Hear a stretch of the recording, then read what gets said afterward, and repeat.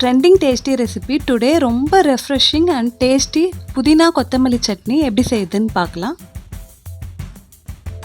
சீக்கிரமாகவும் செஞ்சிடலாம். ரொம்ப health benefit இருக்குது. ஆயில்,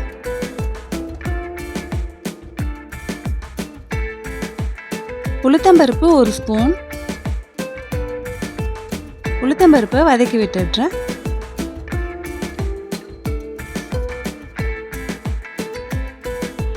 கொஞ்சமாக கறிவேப்பிலை, ஒரு 10 இலை இருக்கும். 3 பச்சை மிளகாய், ஒரு கைப்பிடி அளவு புதினா, அதில் பாதி அளவுக்கு கொத்தமல்லி சேர்த்தா போதும். புதினா கொத்தமல்லியை வதக்கி விட்டுடுறேன்.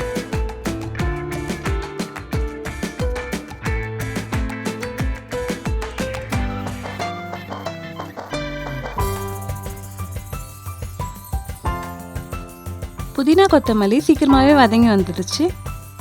7 பீஸ் தேங்காய் ஆட் பண்ணிக்கிறேன். கல்லுப்பு,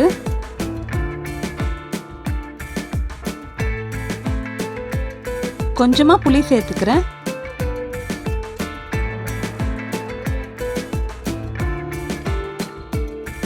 நம்ம சேர்த்த எல்லா பொருளையும் நல்லா வதக்கி விட்டுடலாம்.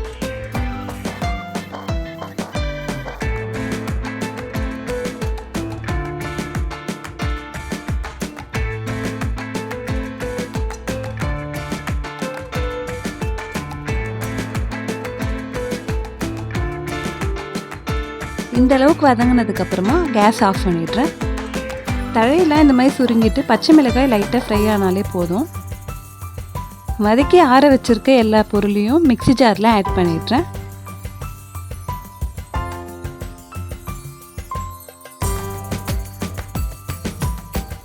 வாட்டர் சேர்த்துட்டு அரைச்சி எடுத்துக்கலாம்.